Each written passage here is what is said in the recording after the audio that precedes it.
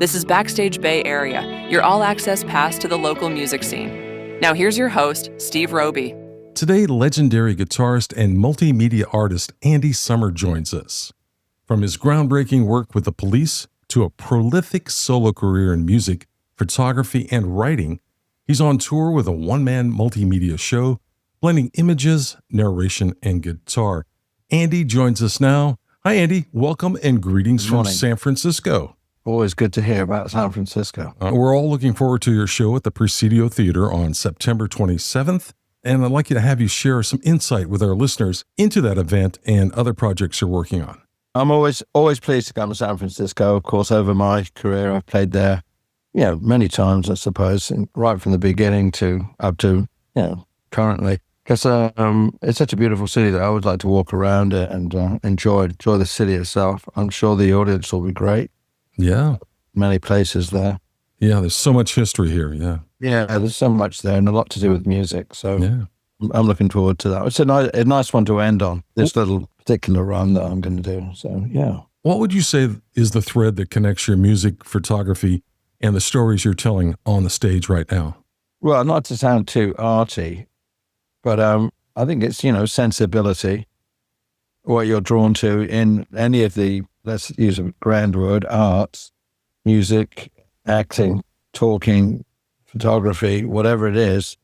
I guess ultimately you're looking for something that reflects you or that you connect with once you've sort of learned the way of the medium, because obviously everything is, it's easy to sort of talk like I'm talking now, but of course, if you want to play the guitar at a great level, you've got to spend your whole life doing it, and it would be the same in painting and photography. I think as an artist, whatever the medium is, you're looking to connect with something or something that, you feel somewhere, I don't think you could be in it if you were just doing something to try and look good, and, it just doesn't work that way. Yes, absolutely. So when all those elements collide live on stage, which one tends to lead, the image, the guitar texture, or the memories? I've set this whole thing up, visually and obviously in terms of guitar playing and sound, and I'm trying to make the two connect. But and I feel like what I've done is really good.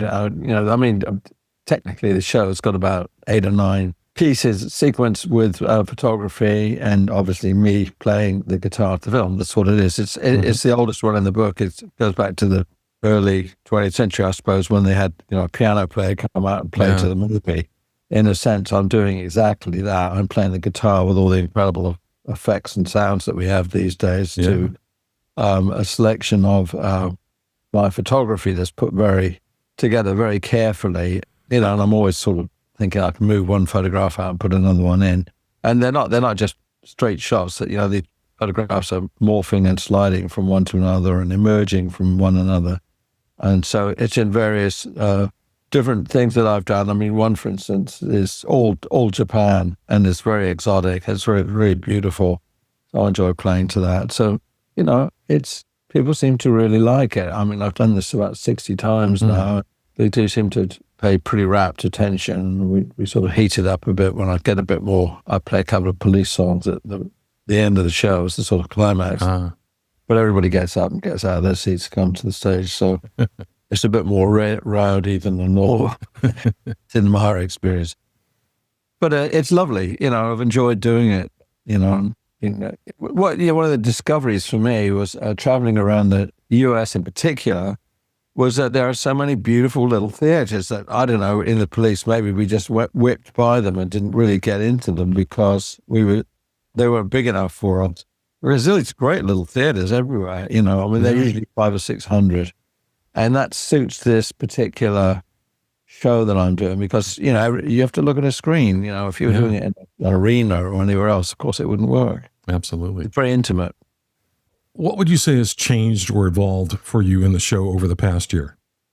Well, I think what I've done, technically is we've smoothed it out. When we first started doing this, actually we did this, I think I did 10 shows before the pandemic, and the pandemic hit and that closed us down.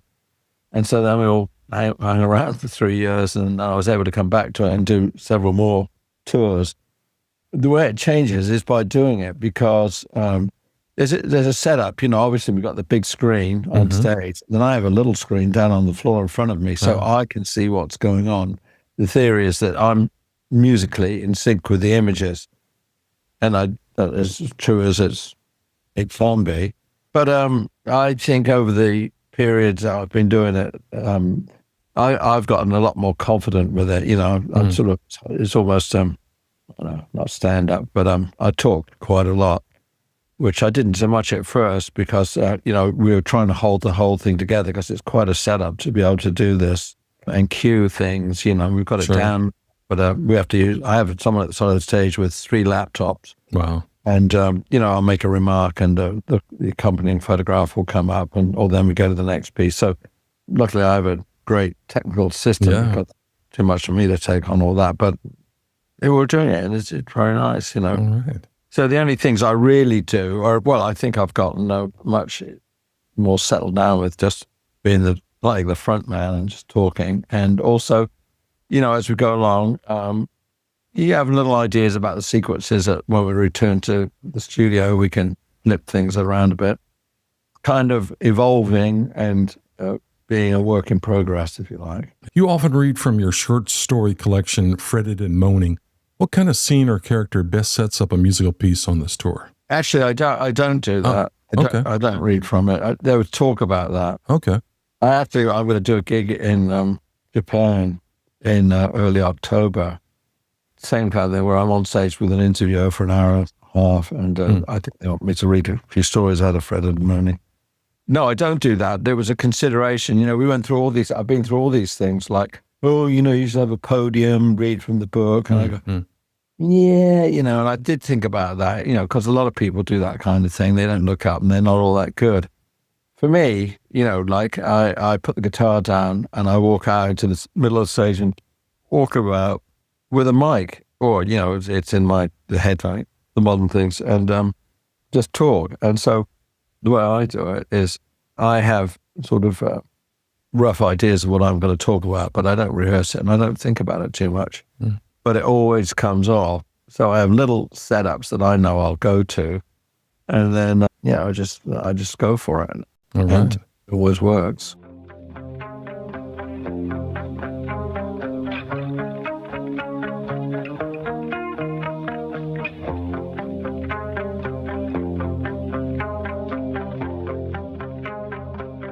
Well, let's talk about some of your new and recent projects. You released a digital EP alongside a photo book called A Series of Glances.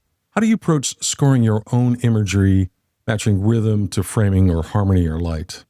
Well, I suppose there's a lot of obvious answers to things like that. Like what mood does it, Yeah.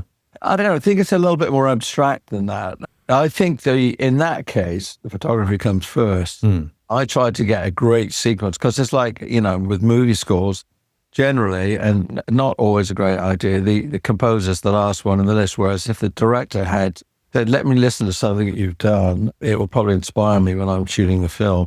I feel a little bit like that about this, but there's the reality of, I'm in my studio where, all the photography is kept, stored, and my assistant lives, and we've got everything together to be able to lay out, a series of images on the screen, like a grid, basically. And then I move them around, knowing what piece of music I'm going to play to this set of images we put up. Then reality strikes, we go out into the world and play it, and I go, okay, I've got to make 19 changes to that first one. So it's sort of like that. You put it together and hope for the best, and then you go out and play it and see if it's as good as you think it is. But I mean, it's really, the audience is generally very accepting of what's there and what I'm doing, and it goes very well. But that's what I said, like it's a work in progress. So I'm always ready to kind of nip and tuck a bit at the whatever we have. I think we're in pretty good shape right now. I think we're going to change anything before I don't think we've got time, actually. Okay. But yeah, it's like that.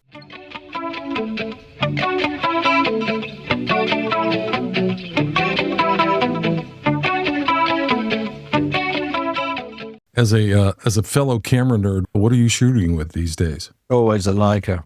Always a Leica. Any particular model? M10.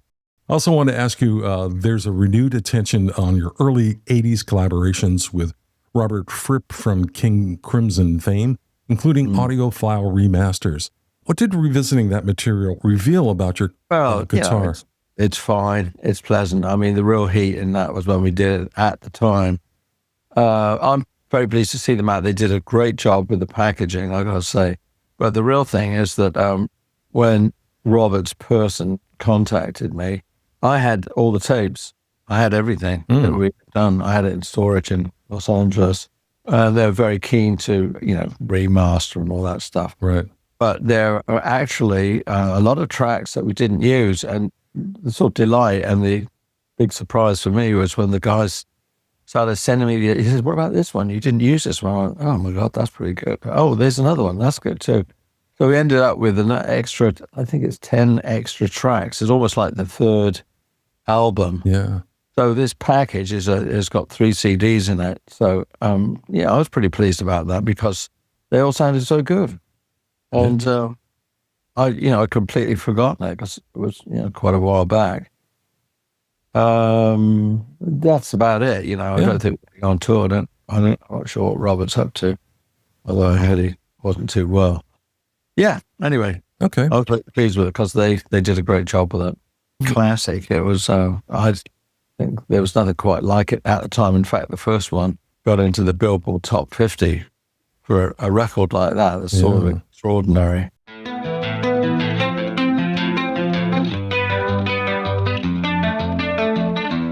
Well, let's move on to the Police legacy and collaborations. With archival deep dives and box sets, what, if anything, still surprises you about the Police's recorded footprint? Well, I know it all so well. I mean, when it's probably different than people think it is. When the last box set's out, that I'm not actually in my house laboring and slaving over the sequence, right? We let the record company do it. They've got their commercial ideas. The music's music. That's what we did. We do get sent stuff and we sort of approve it or disapprove it, but generally we agree with them. Well, there's some things about them that they're very commercial always because they always want to show the 3 blonde heads, and I get really fed up with that. Why can't we do something a really bit more off the wall? So, I mean, we did the music. It's all been put out. I don't think there's anything left that could possibly buy more, but they always sell so well. They keep churning them out, and I think they will for the rest of our lives. You've revisited Murdered by Numbers in various contexts. What keeps that tune fertile ground for reinvention? Well, I never even thought about it. I mean, I did it, I wrote it, and I played it in the original.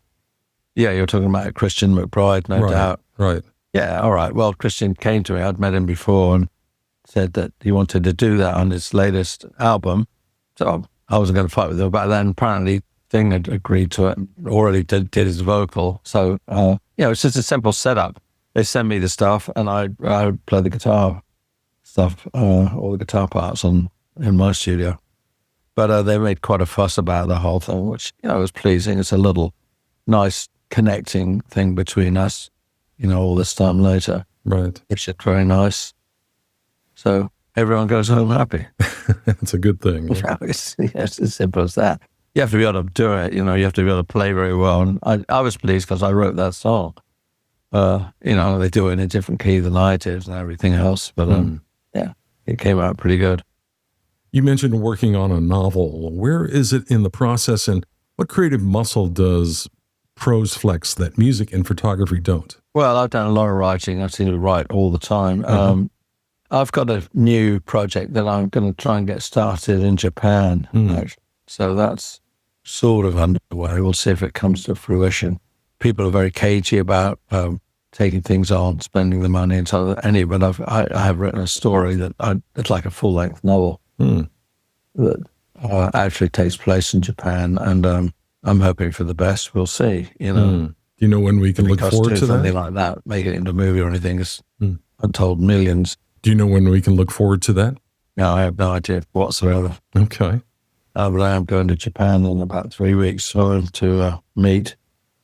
We'll see. All right. Well, let's talk about your San Francisco show at the Presidio Theater. Well, it'll be the show that I've been doing. Okay. It's I'm Please running in San Francisco because I think I've got 8 shows, and that's the last one of this little run. So I should be just about ready to do it, and then the tour ends. Yeah, it's crazy. I can't remember when we last finished, but it's a setup. There's a technical setup that the guy who works with me has to get back out. You have to literally get it all out, run the show, make sure everything's working right. And I have to get obviously playing is no problem at all. But the one thing I will be thinking about more probably is, all my spiel between songs, I have no worries about it, Yeah, You're talking to a seasoned professional. absolutely. Is there anything in the show from all your different areas, police, for projects or solo work? What should fans going to the show listen for that ties it all together? Well, I'm the thing that ties it all together, my sensibility, my guitar playing, the way I play the guitar and all that. They get all of that. So, the show is very successful. No one's complaining about anything. Well, let me remind our listeners, An Evening with Andy Summers happens on Saturday, September 27th at 7:30 p.m. at the Presidio Theater in San Francisco. Tickets are available at presidiotheater.org. For more on Andy's work and tour dates, visit andysummers.com. Andy, thanks so much for joining us today. It was a great conversation, and I look forward to your show. Great. It was really nice to talk to you. Thank you so much. Thank you for tuning into the Backstage Bay Area podcast. Don't forget to visit us online at backstagebayarea.com for more insights and stories. Be sure to join us next time for more engaging conversations with local talent and touring musicians. Until then, keep the music alive, and we'll see you backstage.